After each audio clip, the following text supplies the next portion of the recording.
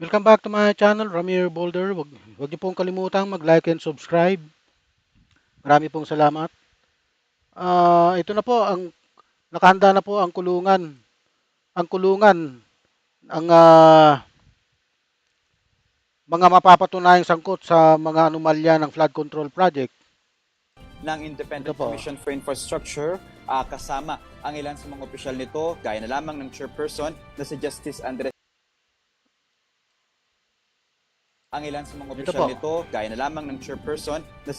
Andres Reyes maging Ininspeksyon ng mga opisyal ng Independent Commission for Infrastructure ICI ang bagong detention facility sa New Quezon City Jail kung saan pansamantalang makukulong ang mga personalidad na sangkot sa flood control scam habang dinidinig ang kaso ng Sandigan Bayan.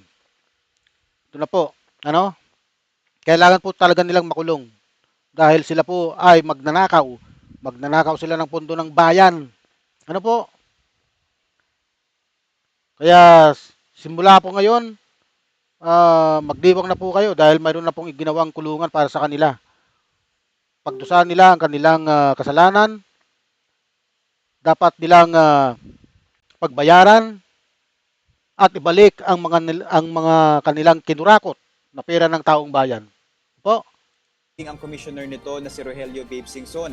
Personal nga nila na inikot at ininspeksyon itong 108 na mga selda ng bagong-bago na New Quezon 108 na silda ano po ang bagong-bagong patayo ng Quezon City Government sa pangunguna po ng pag-iinspeksyon si DILG Secretary si Remulla si sino ba to? Yung kapatid ni Boying, ano bang pangalan nitong Remulla na to?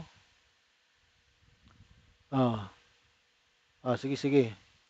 City Jail. At ayon nga sa kalihim ay kaya nitong mag-detain ng aabot sa mahigit 1,000 na mga detainees na indict o yung magiging sangkot dito sa mga flood control. Kasyang-kasya po pala ang lahat ng mapapatunayan kasi 1,000 mahigit ang capacity nito. Ano? Doon sa mga mapapatunayan siguro wala pa yatang 50 yung mga kung mapapatunayan man. Ano? Sila Bryce Hernandez, sila sila Alcantara, si JP Mendoza, ha? Sa mga congressman, nandyan sila Saldico, sila Romualdez, ha? Sino pa ba? Yun mga yap na mga kasali, mga congressman, mga kontratistang congressman, ano? Ang dami po niyan. Yun mga dating member pa ng Quadcom. Nakita ko doon, mga nagtatanong sa Quadcom. Yun pala, mga kontratista na. Congressman pa. Aba, mali po yan. Nasa batas po natin yan eh. Kung mag-divest man sila, ang pumapalit sa kanila, kamag-anak din nila. Napakalaking katarantaduhan talagang pinagagawa nitong mga congressman, congressman na to. Scandal na ngayon ay kasalukuyang iniimbestigahan ng ICI. Pero mahalaga natin na tignan, Jovi, Chiki at Mase, na ayon kay Justice Reyes at Babe Singson ay tila kulang ito. Dahil kung titingnan daw natin, yung investigasyon ay gawa ngayon sa 421 suspected flood control projects ng pamahalaan. Kung mayroon daw na 10 mga individual na maaaring kasangkot dito ay tila kulang itong 1,000 detainees na capacity nito ng bagong 5 palapag na kulungan na ito. Pero so kung 421 times 10, so parang mahigit 4,000 kung di tayo nagkakamali, and then asahan daw natin na sa paparating pang mga araw ay may development pa nga sa isinasagawang investigasyon. Bahala na silang magsiksikan diyan kung hindi sila kasya. Basta diyan lahat ikulong ang mga mapapatunayang sangkot habang nililitis. Ha? Ngayon, kung napatunayan, tapon sila doon sa Iwahig o doon sa Spratly Island, doon sila ikulong. Yun, napapaligiran sila ng dagat. Wala silang makikitang mga tao. Para matay sila doon, kainin sila ng mga inchik. ng ICI. Pero tinanong din natin ang ilan sa mga opisyal ng Independent Commission for Infrastructure patungkol sa iba pang mga usapin na nais malaman ng taong bayan, kagaya na lamang ng hindi paglalabas ng komisyon sa mga nagdaan nitong pagdinig, no, kung saan nga nandoon yung mga file na kung saan humarap sila Sara Diskaya, Curly Diskaya, Speaker Martin Romualdez, yung ilang mga senador at dating senador na humarap doon sa komisyon dahil mahigit sa 40 days na panunungkulan nito, no, ng ICI mula nung buno sa pamamagitan ng EO94, 40 personalities na din yung naimbitahan nito. Kaya naman yung mga nauna ay hindi na raw tayo magkakaroon ng access sa kadahilanan na ayaw matelegraph ng komisyon yung kanilang investigasyon isinasagawa doon sa mga nakasasangkot nga dito. Bukod pa dyan, yun nga, ready na rin daw sila, no, sa pinaplansya na rather ng komisyon ang mga guidelines na isasagawang live stream ng mga pagdinig nito sa paparating pang mga linggo. Okay, meron akong question tungkol dyan pero para lang masara natin, Arles, tong issue nung kulungan na binisita ng mga opisyal kanina, no? Ipapa-soundbite lang namin, huwag ka muna alis dyan, yung sinabi ni Ombudsman, ni Secretary, tama ba John ako? Vic. John Vic Remulla, tungkol dun sa, kasi nga alam niyo naman na-cover natin ito, mas yung mga may neck brace, yung mga naka-wheelchair. Yun nga, yung lagi nagkakasakit. May nagkukulong medical na. condition. So meron siyang doon, meron siyang soundbite tungkol doon. Asahan na po natin yan. Pag politician po ang nilitis, nagkakasakit po yan. Kagaya po kasi kagaya po ni Pangulong Gloria, no, nung nilitis po siya, nagkasakit siya, nagkaroon siya ng neck brace. Oh. Asahan na po yan. Tingnan mo niyo si Martin Romualdez. Yung pangalawang pagdinig niya, bigla siyang nagkaroon ng physical examination daw. At talaga naman, no? I-playback lang natin. Nakahanda na po yung PGH, Payatas General Hospital. Meron po kaming infirmary dito, lalagyan namin ng lahat ng resuscitation machine. Kung dialysis kailangan, mag-alagay kami ng dialysis. Ito po si John Vic Remulla, no? Ito yung nakalimutan kong banggitin kanina.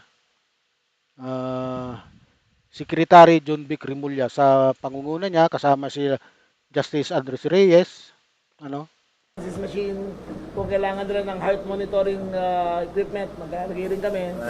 So wala nang excuse para sabihin na lang kailangan St. Luke sila. Lahat ng kailangan sa St. Luke's, andun dito na rin. Okay. So parang joke kasi yun na kung ano yung pangalan. Pero wala naman talagang pangalan. No? So it's an infirmary in that complex. Na nagkataon, malapit kasi yan sa Paya. Okay, di na natin tatapusin yan. Dako po tayo sa kabila, Ito. Kay Samuel Martires. Sasagutan nilang dalawa ni Dick Gordon, I think hindi valid yan, sabi ni former Senator Richard Gordon tungkol sa inilihim na dating Ombudsman Samuel Martires na pagbaliktad sa dismissal order ng hinanlinhan nitong si Conchita Carpio Morales laban kay Senador Joel Villanueva, kasong malversation dahil sa Priority Development Assistance Fund scandal. Public yung sinabi ni Judge Conchita Morales na dating ombudsman at justice ng Supreme Court. Sabi ni Gordon, isang abogado at dating chairman ng Senate Blue Ribbon Committee.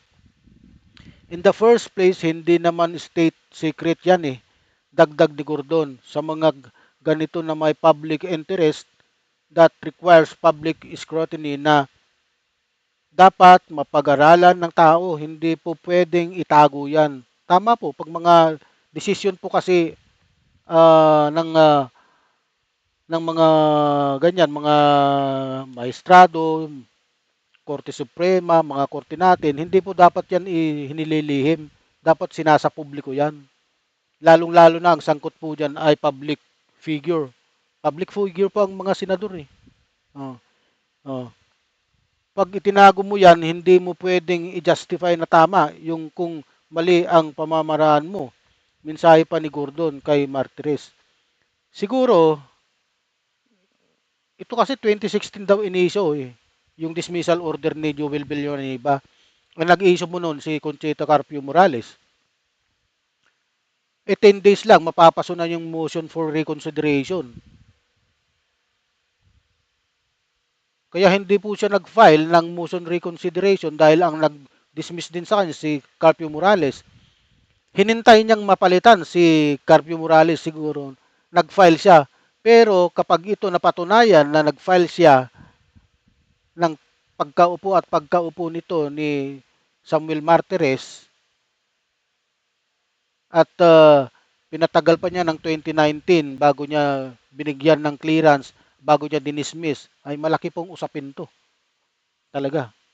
Kaya nga po, naku po, ito malalagay sa balag ng alanganin po itong si Justice ay si Ombudsman, dating Ombudsman Samuel Martires. Sabi niya po rito, kaya di ako nagsalita,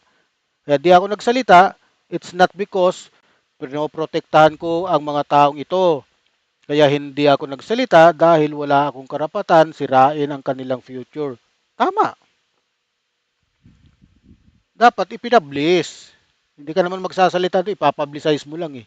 Oh, sabi naman ni Gordon, you cannot win a case by cheating the public. Nakalagay sa batas natin. The ombudsman is the protector of the people. Pag itinago mo yan, pag itinago mo ang decision, di sinadinaya mo ang tao. Ayon po naman kay Gordon, kaya malaking usapin pa po ito. Hindi pa po ito matatapos ngayon. Kasi titignan nito kung anong taon at anong date nag-file ng motion for reconsideration itong si Joel Villanueva.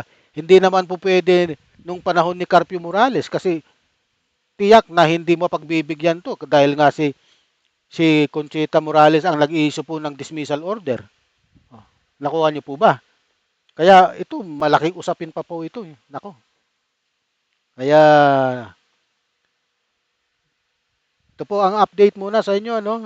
Mga kaibigan, mga kababayan. Kung mayroon po kayong opinion, paki-comment na lang po. Marami pong salamat sa panunood nyo ng aking vlog. Mabuhay po kayong lahat. Huwag niyo pong kalimutang mag-like and subscribe for the latest update and exciting content. Mabuhay po kayo.